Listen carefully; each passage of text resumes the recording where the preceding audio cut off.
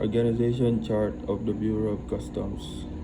Office of the Commissioner, Benvenido Y. Rubio, Commissioner of Customs. Internal Administration Group, Attorney Erwin T. Mendoza, Deputy Commissioner. Financial Management Office, Melon Carrillo M. Santiago, Director.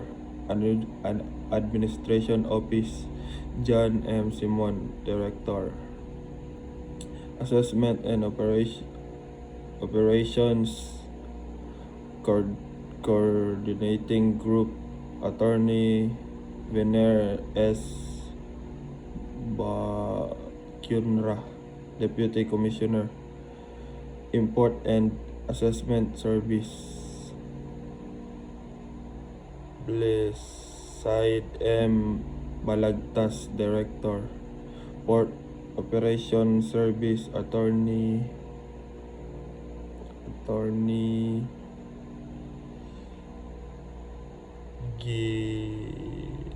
Ginefelin P. Lagmay, Acting Director.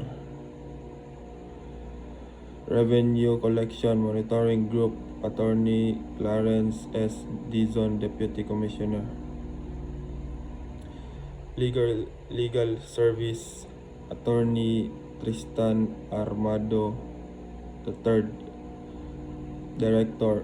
Financial Service, Cecil Marie S. Soriano, Director. Intelligence Group, Judy Max R. Uy, Deputy Commissioner.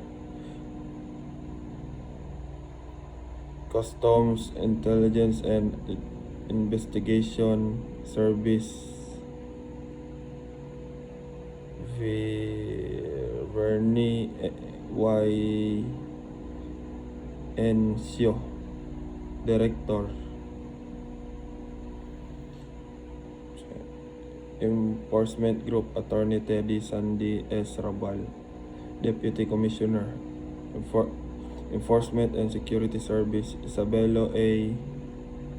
Tibayan III, Acting Director. Management Information System Technology Group, Ronel B. Hombre, Acting Deputy Commissioner. Post Clearance Audit Group, Attorney Vincent Philip S. Marolina, Assistant Commissioner. Trade Info and Risk Analysis Office, Arnaldo M.